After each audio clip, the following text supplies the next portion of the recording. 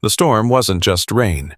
It was a dense, furious wall of water battering the windshield of the massive Kenworth truck, as if trying to smash right through the glass. Roger, a 55-year-old man with calloused hands and a gaze hardened by millions of miles of solitude, gripped the wheel tight, the roar of the diesel engine and the hypnotic rhythm of the wipers serving as his only company on this back road, forgotten by God and the county maintenance crews. Roger preferred driving at night. The darkness hid the monotonous landscapes and allowed him to be alone with his thoughts, even if sometimes those thoughts were more dangerous than the wet road. He was hauling a load of lumber north through the Midwest, hoping to arrive before dawn, but the torrential downpour was forcing him to slow down. He was in no rush to get home. Ever since his wife passed away 5 years ago, his home was this cab of metal and leather, smelling of stale coffee and tobacco. Suddenly, the powerful xenon headlights cut through the darkness, revealing something that made Roger's heart skip a beat. About 200 yards ahead, on the narrow, muddy shoulder, there were silhouettes. It wasn't an Animal Crossing, nor a broken-down car. They were people. 4 figures walking single file, soaked to the bone, fighting against a wind that threatened to push them into the non-existent traffic. Roger narrowed his eyes, jaw tensing up. His veteran trucker instinct screamed at him, "Don't stop, it's a trap." He'd heard enough stories about assaults on lonely roads where they used decoys to steal the cargo or the truck. His right foot stayed planted on the accelerator, determined to drive right past and leave that unsettling sight behind. After all, the world was full of misery, and he was no saint, just a tired man doing his job. However, as the truck roared closer, the light illuminated a detail that shattered his defensive logic. The smallest figure, a boy who couldn't be more than 7 years old, turned around when he heard the engine. The boy didn't wave, didn't ask for help. He simply looked toward the lights with an expression of absolute terror, clinging tight to the leg of the man walking in front. Roger saw that pale face and those big eyes for a split second, but it was enough. A jolt of electricity ran down his spine. He cursed out loud, slapping the steering wheel with his palm, and slammed on the air brakes. The high-pitched hiss and the screech of tires on the wet asphalt broke the storm's symphony. The enormous vehicle began to slow, grinding to a halt about 50 yards ahead of the family. Roger took a deep breath, knowing he had either just made a reckless mistake or the best decision of his night. Roger rolled down the passenger window just a few inches, keeping the engine running and his hand near the gear stick, ready to flee if he saw a weapon. Through the side mirror, he watched as the man from the group ran toward the cab, leaving the woman and children behind. When the man reached the window, Roger saw the face of pure desperation. He was a young man, maybe 32, but his face was deeply lined with anguish. Water streamed down his face, mixing with what looked like tears. "Sir, please," the man shouted, his voice drowned out by the roar of the rain. "I don't want money. I don't want anything. It's just, my kids can't walk anymore. The little girl has a fever. Just take us to the next town with a roof. I'm begging you, on everything that's holy." There was no threat in his voice, only the broken plea of a father who has failed to protect his own. Roger unlocked the passenger door with a sigh of resignation that weighed heavy on his soul. "Get in, quick," he ordered in a gravelly voice. The man signaled, and the woman ran over with the 2 children. Climbing into the high cab of the truck, it was a real ordeal for them. They were weak and slippery from the mud. When they finally settled into the space behind the seats and the passenger seat, the smell of dampness, old clothes, and fear filled the small space Roger considered his sanctuary. The woman, whose name was Adele, held the little girl in her lap, wrapping her in a shawl that was just as wet as the rest of her clothes. The man, Bradley, sat on the edge of the seat, shaking uncontrollably. Not from the cold, but from the adrenaline of having found a miracle. Roger cranked the heat up high and put the truck back in gear, merging back onto the black road. The silence in the cab was thick, broken only by the hum of the heater and the chattering teeth of the little boy, Timmy. Roger watched the road, but he could feel the stares of his passengers burning into his profile. Friends of tales of kindness, before we continue with this journey that is about to reveal some painful secrets, I want to ask you something important. In many parts of the world, indifference is the norm. Would you guys have stopped on a dark highway, risking your own safety? Comment down below which city you're listening from, and tell me if your heart would have let you just drive on by. Roger knew he'd broken his golden rule. Never pick up strangers. But, glancing sideways at Adele trying to dry her daughter's forehead with her own soaked sleeve, he knew that tonight the rules didn't matter. There was something about the silent dignity of that family that reminded him of old times, of suffering that doesn't get posted on social media. "Here, take this," Roger grunted, pointing to a stainless steel thermos and a paper bag on the dashboard. "There's hot coffee and some sandwiches I didn't eat. Eat up." Bradley looked at the food like it was pure gold, but he didn't take it for himself. With trembling hands, he split the sandwich and gave the biggest part to his wife and the kids. Then he poured a little coffee into the thermos lid and offered it to Adele. Roger watched this gesture through the reflection in the windshield. That act of putting family first, even when your own hunger is eating you alive, earned Bradley immediate respect from the trucker. Roger, who had lived surrounded by selfishness at truck stops and warehouses, recognized in Bradley a man of values, a man who had probably lost everything except his honor. "Where were you walking to on a hell of a night like this?" Roger asked, finally breaking the ice. Bradley swallowed the small piece of bread he had allowed himself to eat and cleared his throat. "We were heading to Apple Valley, sir," he replied in a low voice. Roger raised an eyebrow. "Apple Valley is 150 miles from here. At this pace, you would have arrived dead or frozen before sunrise." Bradley lowered his gaze, ashamed by the reality of his situation. "I know, but we got evicted from our trailer this morning after the landlord decided to sell the lot for development. We have no car and no money for the bus. A cousin told me there's work in Apple Valley picking apples during harvest season. We had no other choice but to walk." The rawness of the story hit Roger. It wasn't a spectacular tragedy. It was the silent, bureaucratic tragedy of poverty. Being disposable. The woman, Adele, spoke for the first time. Her voice was soft, almost a melodic whisper. "We told the kids it was an adventure, that we were going to see who could last the longest walking in the rain." She stroked the wet hair of her daughter Sophie, who was starting to doze off thanks to the warmth of the cabin. "But they know. Kids always know when their parents are scared." Roger gripped the steering wheel tight. He remembered his own son, whom he hadn't seen in 10 years because of a stupid argument over money and pride. He remembered how he himself had failed to protect his family emotionally, even though they never lacked food. The presence of Bradley and his family in the cabin acted like an uncomfortable mirror, reflecting Roger's emotional poverty against their material poverty. They were hungry, but they had each other. Roger had a $100,000 truck and a decent bank account, but he was completely alone. The rain began to let up a little, turning into a steady drizzle. Roger knew his route passed near Apple Valley, but he didn't go into the town itself. Dropping this family at the town entrance at 3 in the morning wouldn't solve anything.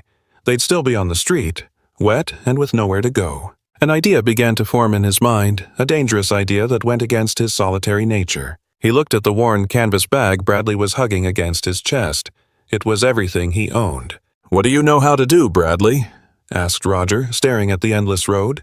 "Besides walking in the rain and looking after other people's trailers, what can you do with those hands?" Bradley lifted his head, surprised by the question. "I know mechanics, sir.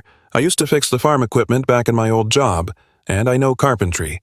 My father was a cabinet maker." Roger nodded slightly, filing that information away like a piece of a puzzle he wasn't sure he wanted to put together yet. The truck continued devouring miles in the dark, but the atmosphere inside the cabin had shifted subtly.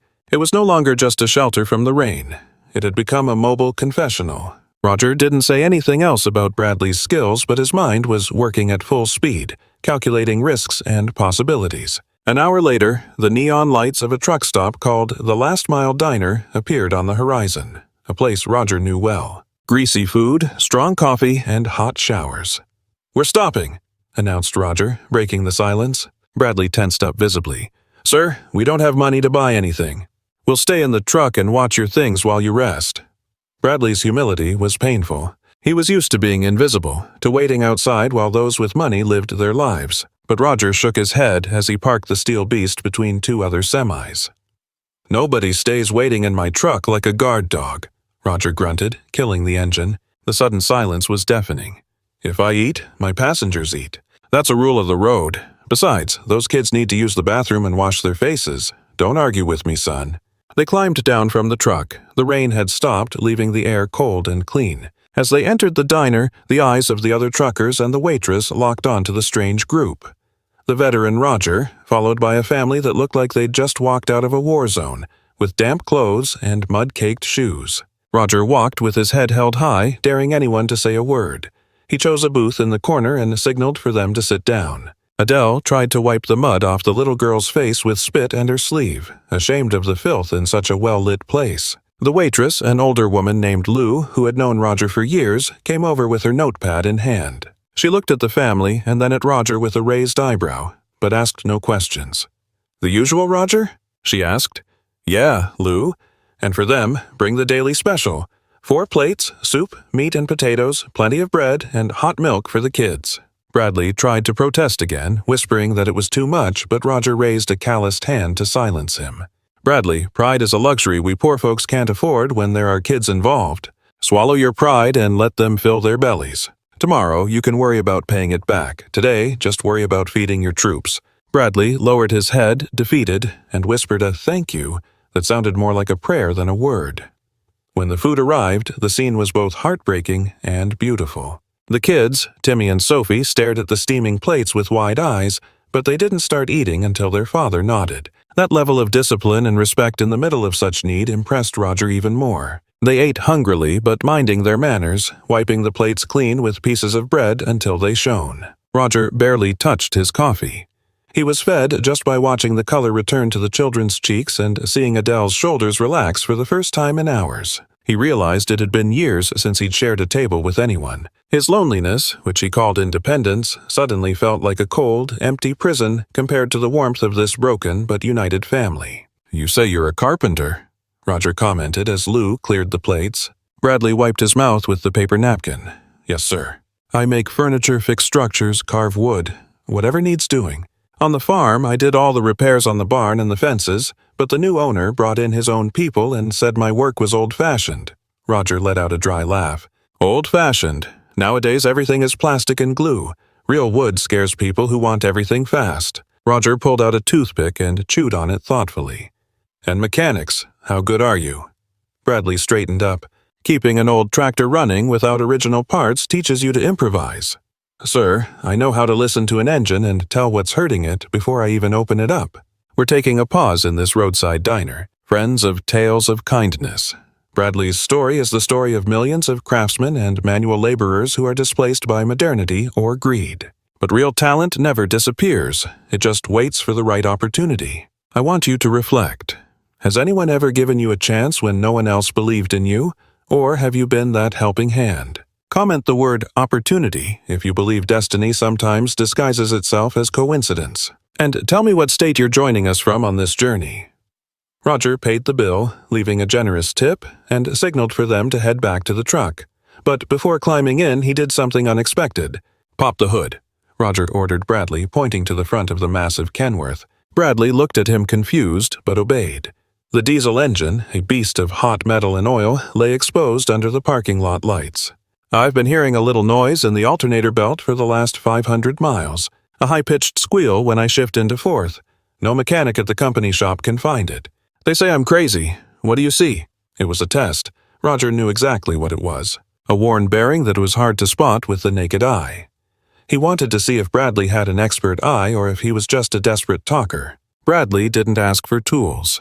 He stepped up to the engine without fear of getting his clean hands dirty and started touching the belts, checking tension and slack. Adele and the kids watched from the sidewalk, holding their breath, instinctively understanding that the family's future depended on this improvised exam. Bradley spent 2 minutes inspecting in silence. Then he pointed to a small pulley at the bottom. "It's not the belt, sir. It's this tensioner pulley. It's slightly misaligned, just a few millimeters. When the engine vibrates at certain RPMs, the belt rubs against the metal edge. If you don't change it soon, that belt is going to snap and leave you stranded." Roger felt a shiver of satisfaction run through him.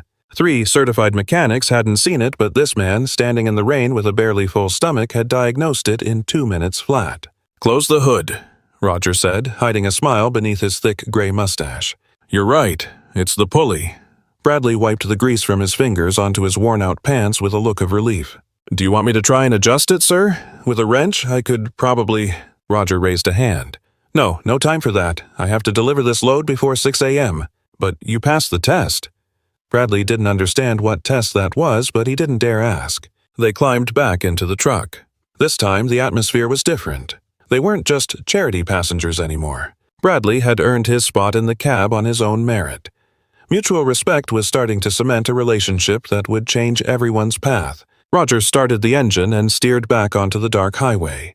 50 miles to go until the turnoff for Apple Valley, the family's destination. Roger watched the green signs pass by, debating with himself internally. His rational mind told him, drop them in town, give them some cash, and keep moving. Don't complicate your life, you've done enough. But his heart, that organ he thought had atrophied since his wife's death, was screaming something else entirely. He glanced at Timmy and Sophie sleeping peacefully in the rear bunk, hugging each other. He looked at Bradley's hands, resting restlessly on his knees. When the sign for Exit 45, Apple Valley, appeared, Roger didn't use his blinker. He held the wheel steady and sped the truck right past the exit. Bradley realized the mistake almost immediately. He watched the green sign for Apple Valley fade into the rearview mirror, and panic seized his chest. He leaned forward, gripping the back of Roger's seat, his knuckles turning white. "Sir, you passed the exit. That was our town," he exclaimed, his voice trembling, terrified that the kind trucker had suddenly turned into a kidnapper or a madman. Adele hugged the children tight, her eyes frantically searching for a way out of the locked cab. Roger didn't brake or turn the wheel. He kept his eyes on the road with a calm that clashed with his passengers' rising hysteria. "I didn't miss it, Bradley. Miss, I just decided not to stop there. If I left you at that junction at this hour, with rain and no money, the coyotes or the cold would have eaten you alive before dawn." "But where are you taking us?" Bradley insisted, torn between gratitude for the food and terror of the unknown. Roger sighed. It was the sound of a man carrying the weight of heavy decisions. "Apple Valley is a rough spot, kid. I've hauled cargo there. The foremen exploit the laborers, pay minimum wage, and the housing is just run-down motels. You have the hands of a craftsman and the eye of a mechanic. Taking your families there would be condemning them to repeat your poverty." Roger slowed down slightly to look him in the eye through the rearview mirror. "I'm going to my house. It's 2 hours north in Pine Ridge. I have a large workshop that's been closed for years. I need someone who knows the difference between a pulley and a belt. It's not charity, it's a job offer. I'm offering a roof over your head and a salary in exchange for you reviving my workshop." The proposal hung in the stale air of the cab. Bradley and Adele exchanged a look of total disbelief. A stranger offering them a home and a job after a 3-hour ride seemed too good to be true. And life had taught them that when something looks too good, it's usually a trap. Adele, with the protective instinct of a mother lion, spoke up with a firm voice. "And what do you gain from this, Mr. Roger? Nobody gives anything for free. What do you want from us?" Roger smiled sadly at the justified suspicion. "I gain peace of mind, ma'am. I gain knowing my property won't fall to pieces because I'm too old and too lonely to maintain it. And I gain company. The silence in my house is louder than this engine. If you don't like it when we arrive, I'll pay for your bus tickets back to wherever you want. But give me the benefit of the doubt, just for a week." Bradley looked at his sleeping children. Timmy was snoring softly, and Sophie had chocolate stains around her mouth from the milk she'd drunk. He thought about the apple pickers' camps, the mud, the uncertainty. Then he looked at Roger's broad back, a man who had given them food and warmth without asking for a thing. "We accept the trial week," Bradley said finally, feeling like he was betting his family's fate on a single high card. "But I want to make one thing clear. I will work hard. I don't want handouts. If my work isn't worth the pay, we leave." Roger nodded, satisfied. "Deal. Get some sleep now. The mountain road twists and turns a lot, and I need to focus. We'll get there by daybreak." The truck roared, as if approving the pact sealed between two men of honor. The rest of the journey passed in a different kind of silence, one heavy with expectation and fragile hope. As the truck climbed the winding mountain roads, the rain stopped completely, and the sky began to clear, painting itself in shades of violet and orange. Roger thought about his empty house. He hadn't set foot in his father's carpentry shop on the property for over a decade. He just used it to store old junk now.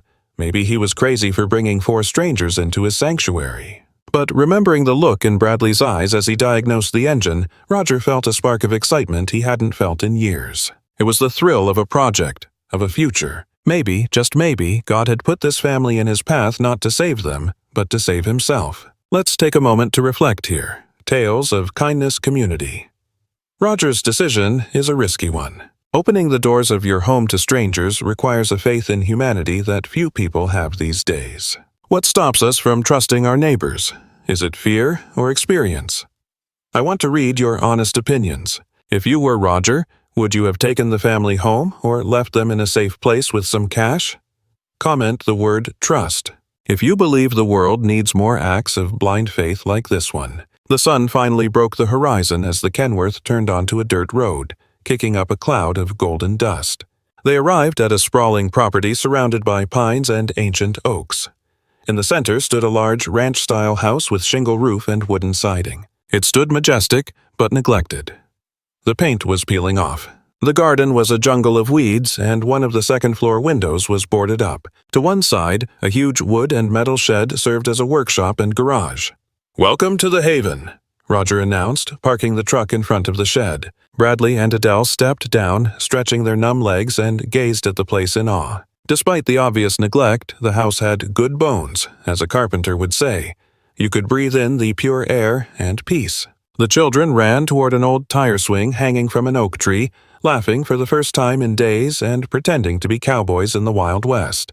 Roger guided them to the main house. As he opened the solid oak door, the musty smell of stale air and old dust greeted them. The interior was dim, filled with furniture covered in white sheets that looked like motionless ghosts. "Forgive the mess, or rather, the neglect," Roger murmured, opening the heavy curtains to let the morning light flood in. Dust motes danced in the shafts of sunlight. Adele noticed the details. A dried-up cup of coffee on the table, a calendar from 5 years ago on the wall, dead plants in the pots. She understood immediately that this house wasn't just dirty, it was in mourning. Roger lived in his truck because the house was too full of memories of someone who was gone. "You folks can stay in the guest rooms on the ground floor," Roger said, pointing down a hallway. "There's hot water and clean beds. You just need to shake off the dust. I've got to check on the truck. Bradley, come with me." They went out to the shed. When Roger threw open the double doors of the workshop, Bradley gasped. Despite the cobwebs and stacked boxes, he was looking at paradise. There was a hardwood workbench, vintage woodworking tools hanging on the walls, a lathe, saws, all covered in rust and neglect but of exceptional quality, and in the back a mechanic's pit and engine tools. "My father was a carpenter. I'm a mechanic," Roger explained. "This place used to be the heart of the town. Now it's a graveyard for tools. Do you think you can bring it back to life?" Bradley walked over to the workbench and ran his hand across the wooden surface, wiping away the dust with reverence. He picked up a rusty chisel and tested its balance. His eyes shone with a mix of professional passion and gratitude. "Mr. Roger, with a little oil, sandpaper, and some love, this shop could produce the best furniture in the region.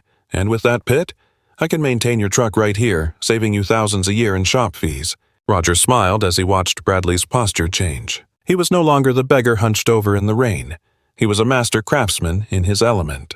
However, the moment of connection was shattered by the sound of a vehicle speeding down the dirt road. A modern pickup truck screeched to a halt in front of the shop, and a man jumped out, slamming the door.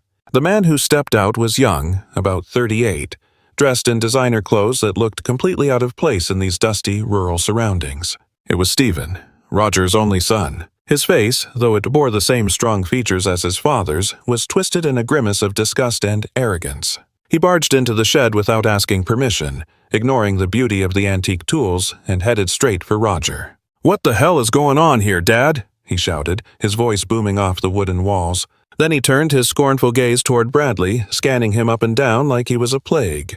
"And who is this guy? Now you're picking up bums off the highway to let them steal the little you have left?" Bradley instinctively took a step back and lowered his head, used to being treated like he was invisible by men like Stephen.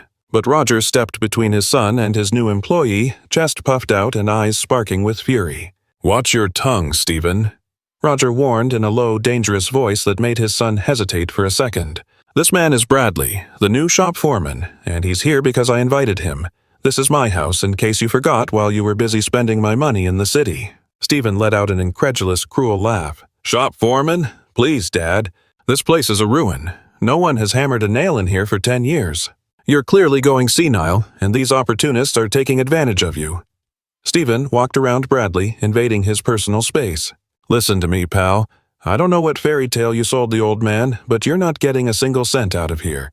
This property is in the process of being sold, so take your family and get the hell out before I call the cops for trespassing." Bradley felt shame burning his face. He didn't want to be the cause of a family fight.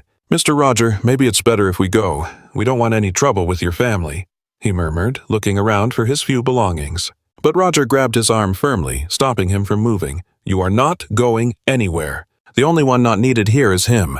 Roger turned to Stephen. Sale? What sale are you talking about? I haven't signed anything. I've told you 1,000 times, the Haven is not for sale. Your mother's memories are here. You grew up here.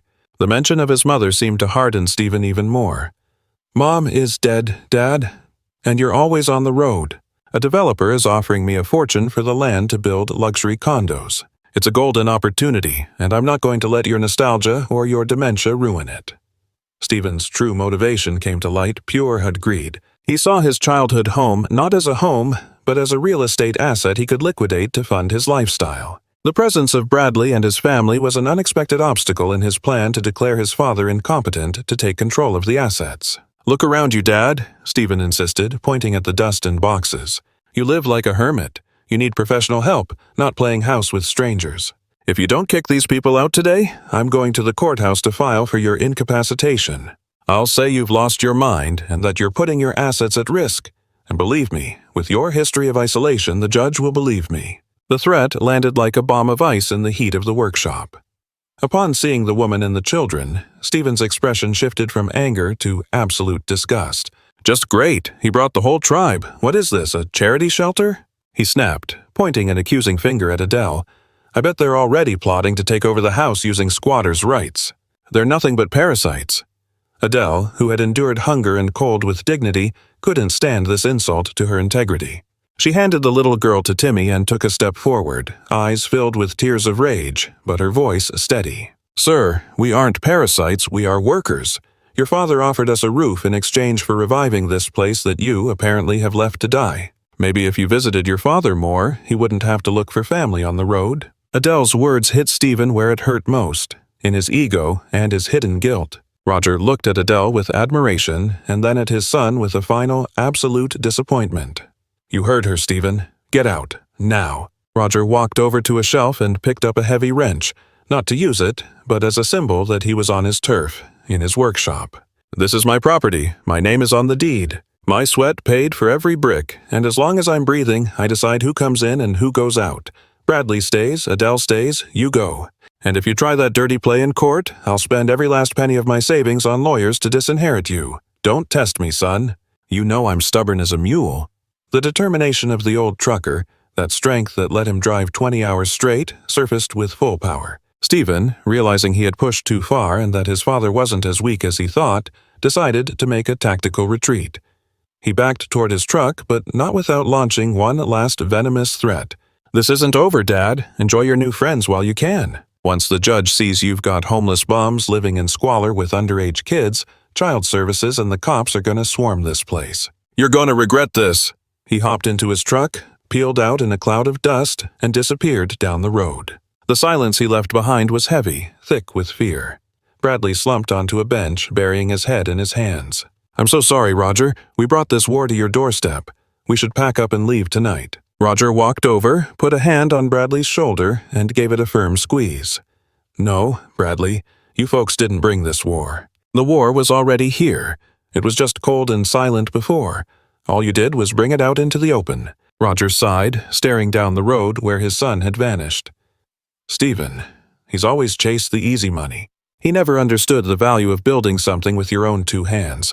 If you leave now, he wins. And I'm left alone, just waiting to die in some nursing home. Die. I need you to stay, not just for the workshop, but to prove to the judge, the world, and my own son that this place is still alive and kicking. I need us to make this shop shine so bright that nobody can ever claim I've lost my mind. It was a plea disguised as an order. Roger was asking them to fight beside him in the battle for his own life. Bradley looked up at Adele. She nodded slowly, with that quiet courage mothers have when they know it's time to fight. Then let's get to work, boss, Bradley said, standing up and grabbing a rag to wipe down the bench. We're going to fix this place up so nice your son will feel ashamed to even step foot inside. Over the next week, the Haven underwent a miraculous transformation. Bradley and Adele worked from sunup to sundown. They scrubbed, fixed, painted, and oiled everything in sight. The song of saws and hammers echoed through the valley once again. The kids helped out by weeding the garden and even started a small vegetable patch with tomatoes and corn, dreaming of their first backyard barbecue. And for the first time in years, Roger slept in a real bed and ate home-cooked meals, like Adele's famous apple pie made from scratch. But the shadow of Stephen's threat still loomed over them. Just as they were finishing the front door, a police cruiser and a city official's car pulled into the driveway. The official car pulled up right next to Stephen's truck. Two social workers stepped out with folders tucked under their arms, followed by a cop who looked bored out of his mind. Stephen, who'd arrived minutes earlier to stage the scene, greeted them with a triumphant grin. "There they are," he shouted, pointing a finger at Bradley and the kids playing on the porch. "Just like I said in the report. Illegal squatters, children at risk, and a senile old man who can't take care of himself." Roger stepped out of the house, wiping his hands on a rag with a calmness that completely threw the officials off. He didn't shout, he didn't run. He just stood there in his freshly varnished doorway, flanked by Bradley and Adele. "Good morning, officer. To what do we owe the honor of this visit? Especially without a warrant?" Roger asked, his voice steady as a rock. The social worker, a stern-looking woman, adjusted her glasses. "Mr. Roger, we've received a serious report concerning the living conditions here, as well as your mental health." "Well, come on in then. See for yourselves," Roger invited, swinging the door wide open. Stephen expected to see the chaos and filth from last week, but when he stepped inside, his jaw hit the floor. The house wasn't a wreck. It smelled like beeswax, fresh-baked bread, and flowers. The furniture was fixed up, the floors sparkled, and there wasn't a single speck of dust. Adele had transformed that mausoleum into a warm, dignified home, even adding patriotic touches like an American flag on the mantel. The social worker walked through the rooms, checked the fully stocked kitchen, and saw the kids, clean, well-dressed in clothes Roger bought in town, and quietly doing their homework at the dining table. "Where exactly is the risk, Mr. Stephen?" the official asked, clearly annoyed that her time was being wasted. "This is a perfectly functional home. In fact, it's better kept than a lot of the houses I visit." Stephen, desperate as he watched his plan fall apart, switched tactics. "It's all a front. My father is crazy. He picked these bums up off the street. I bet they're drugging him or manipulating him." Roger walked over to an antique desk and pulled out a leather folder. "Son, you underestimate yourself, and you certainly underestimate me," Roger said with a coldness that froze the room. "I knew you'd come here with this story. That's why I went into town yesterday. Right here, I have a clean bill of mental health signed by the head psychiatrist at the regional hospital, and a notarized affidavit naming Bradley as my property manager and live-in employee with a legal contract." Roger handed the papers to the police officer. "These bums are my employees and my guests. You, Stephen, are the only intruder here." The officer scanned the documents and nodded. "Everything looks to be in order here, Mr. Stephen. Filing false reports with social services is a serious crime. I suggest you leave now before I decide to haul you down to the station for harassment and wasting public resources." Stephen's humiliation was absolute in front of the strangers he looked down on. His own father had beaten him using the exact same laws he tried to weaponize. Stephen stared at Roger with hatred, but also a new kind of fear. The old trucker wasn't an easy target. "You're going to regret this, Dad. When they steal everything you have, don't come crying to my door." Roger looked at him with sadness, not anger. "I won't come, son, because I've already found my family. They might not have my blood, but they have my honor." Stephen stormed out of the house, jumped in his truck, and peeled away, disappearing from Roger's life forever. When the dust settled and the officers left with their apologies, a silence of pure relief filled the haven. Adele collapsed into a chair and broke down crying, finally letting go of days of fear. Bradley hugged Roger. It was a clumsy hug, but filled with immense gratitude. "I thought you were going to kick us out to save yourself, boss," Bradley confessed. Roger patted him on the back. "Bradley, you fixed my truck's engine, and the engine of my life. I'd never kick you out. Now, dry those tears. We've got a furniture order to finish. Folks in town are raving about your work." With Stephen out of the way, the haven flourished. What started as a makeshift repair shop turned into the travelers' carpentry and mechanics. The combination was unusual but effective. Truckers would stop to fix their engines and end up buying handmade furniture for their wives or even custom gun racks for their pickups. Bradley turned out to be a genius with wood, creating unique pieces that soon had a waiting list. Roger stopped driving long haul. He sold the old truck and bought a delivery van for the furniture. His new route was short but full of satisfaction. He spent his afternoons teaching Timmy how to carve wood and Sophie how to tend the garden, becoming the grandfather he never got to be for Stephen's kids, and sharing stories of classic American road trips. 5 years passed. The Haven wasn't an abandoned house anymore. It was the heart of the community. Adele managed the books with impeccable efficiency. Bradley had 2 helpers in the shop. And Roger, well, Roger got older, yes, but he didn't fade away. Every wrinkle on his face now came from a smile, not a worry. One rainy afternoon, just like the day they met, Roger sat on the porch with Bradley to watch the rain. That night, I almost kept driving, Roger confessed, staring into the storm. I almost sped up and left you all behind. What a mistake that would have been. I would have died alone in that cold cab. Bradley smiled while sanding a wooden toy. But you stopped, Roger. That's what counts. You stopped when nobody else did. Roger passed away peacefully in his bed one winter night, surrounded by Bradley, Adele, Timmy, and Sophie. There was no loneliness, no fear. His will was simple and clear. The Haven and all his assets went to Bradley and Adele, with a special clause creating a scholarship fund for Timmy and Sophie. To Stephen, he left just one thing: his old empty toolbox with a note that read, "So you can learn to build your own life instead of trying to steal it from others." It was one final lesson from a father who, right to the end, tried to teach values, even if he had to be tough. The story of Roger and the Rain family became a local legend. It teaches us that family isn't defined by DNA, but by loyalty and mutual care. Roger saved Bradley from poverty, but Bradley saved Roger from loneliness. They rescued each other. It reminds us that sometimes, the unexpected detours on the road of life, those moments when we decide to hit the brakes and help a stranger, are the ones that lead us to our true destiny. Real wealth wasn't found in selling the land, but in the shared dinners, the noise of the workshop, and the laughter of children filling an empty house. Thank you for joining us on this journey of transformation and hope here at Tales of Kindness. We hope Roger's story inspires you to keep your eyes open on your own path. You never know when your decision to help might change someone's world, including your own. If this story touched your heart, we have a small request. Type the word loyalty in the comments and share this video with someone who needs a reminder that there are still good people in this world. Subscribe for more stories that feed the soul. And remember, when you see someone walking in the rain, don't speed up. They might just be carrying the miracle you've been waiting for.